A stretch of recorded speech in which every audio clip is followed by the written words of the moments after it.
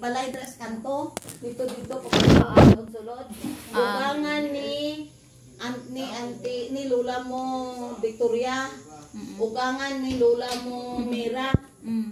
Ang asawa sina Roquero. Ang mga ano niya na pariente, ang mga ano niya na mga kadugo niya Roquero dito sa Midpapan. Mga medyo may ka ano ta. Nag-ano na lang na sila nga astats kay si lolo mo kag ang Roquero diri sa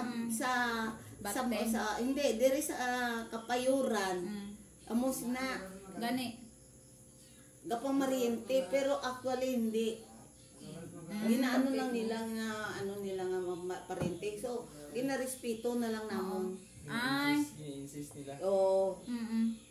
Kaya pala, oo. Kung hindi ako nagkamali, sining isa nga ini, si lolo mo idok na eh.